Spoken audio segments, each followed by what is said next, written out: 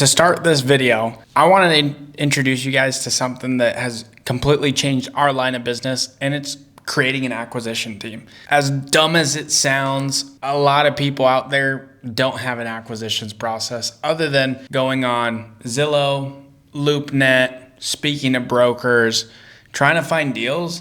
But those deals are gonna come every now and then, and when they come, they're not gonna be as juicy. And sadly, you're also affecting your business by not going direct to seller. So in this video, you're going to learn about direct to seller marketing, building an acquisitions team so you can actually build a system that's scalable and get you to the juicy deals.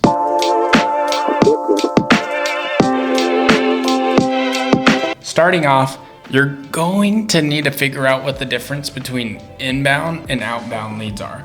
Inbound leads are leads that come into our office. They're calling Danny's office and they want to sell. They're a warm lead, they're not a hot lead. Outbound leads are going to be leads that you're actually going out there for. You're either cold calling, knocking on doors, you're emailing them.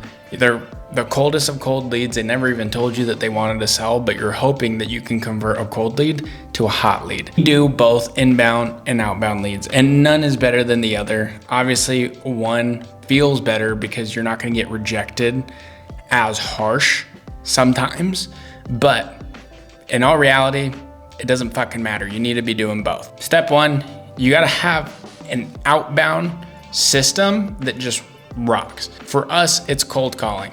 Now, when you're cold calling, you need to be able to, number one, have a criteria so you know exactly what deals you're looking for, and that way you know what properties you're going to be calling about when you're cold calling.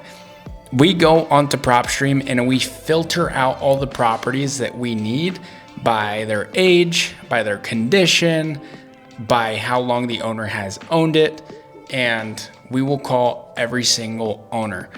We will go on Propstream, filter it out, and then we will get those leads. And once we skip trace them or use a skip tracing software, a few that I would like to mention is idicore, Lead Sherpa. You can even use Propstream's own skip tracing service.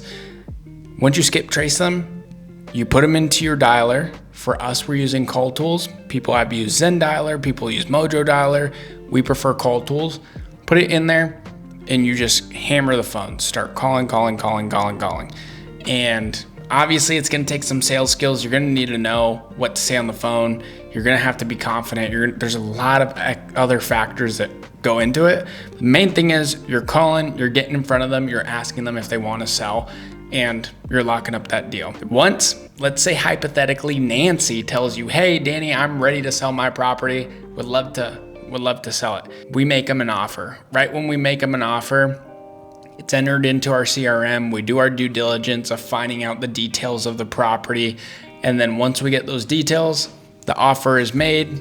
If they say yes, then we move into the contract process. And then from there, we determine, do we want to wholesale it? Do we want to flip it? Do we want to buy and hold?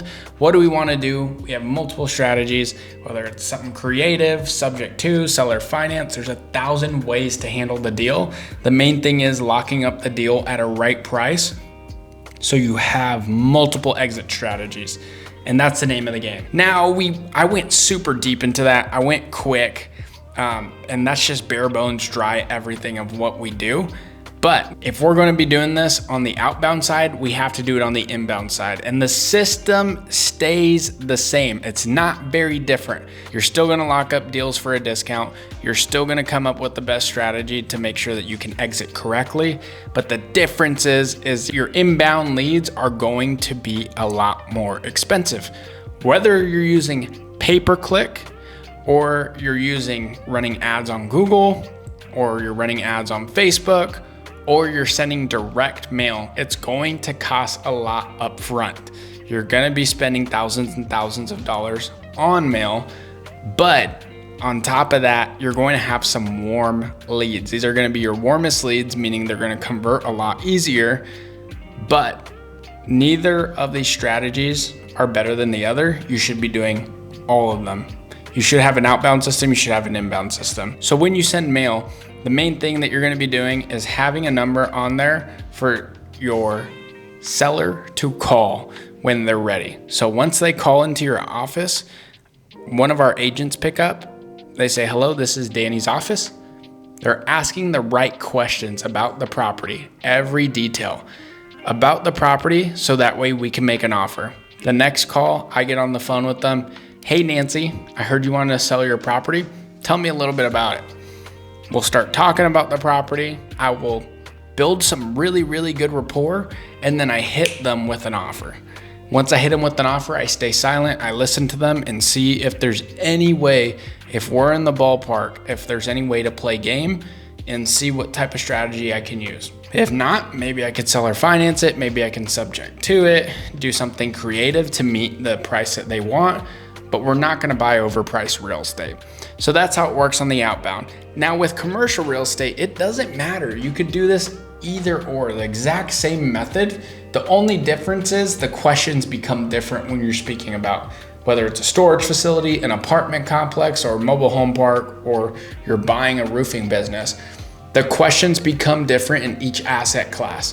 For apartments, you need rent. What's a rent for? 2-bed, 1-bath? What does a unit mix look like? Stuff like that.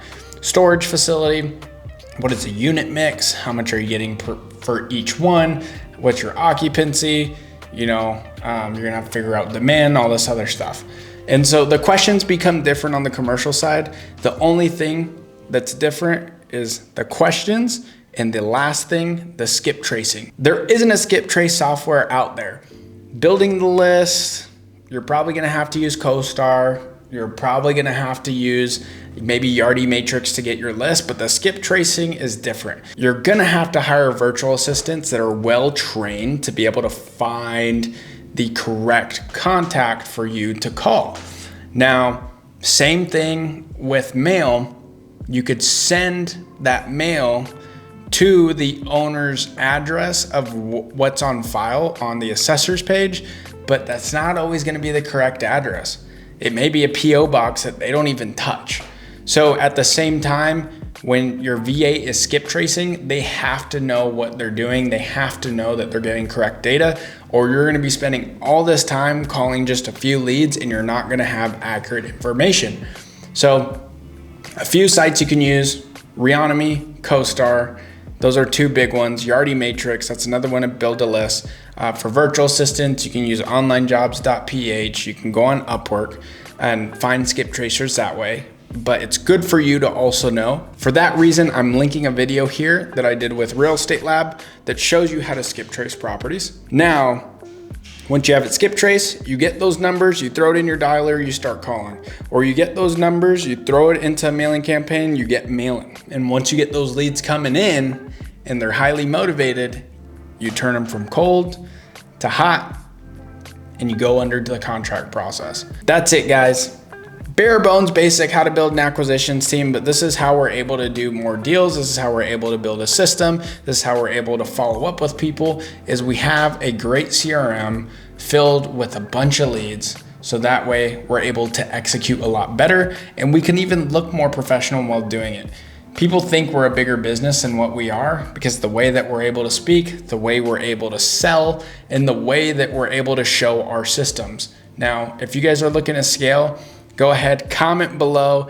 Let me know what you think. What do you need as far as finding deals or anything in commercial real estate? Would love to make a video, would love to help you out if it's on the storage or Airbnb side, or if it's even wholesaling a bunch of residential deals or even commercial deals. Let's get talking, guys. DM me if you need anything, comment below. Excited for this next chapter. I would also like to throw in there before we take off, Priscilla and I just came back from a trip in Hawaii for the last 2 weeks. That video is going to be down here as well. Go take a look at it. We're gonna be doing a ton of lifestyle videos, lifestyle design, and all of this is done through real estate. Real estate gives us the lifestyle that we're able to travel or work anywhere we want in the world. That's why we're in San Diego today, and we may be in Mexico in the next few weeks. Now, let's keep it rolling, let's keep it rocking. Till next time, guys. I don't know where we're gonna go from here. I can't be sure, but I'ma keep on steering. I'ma keep on steering.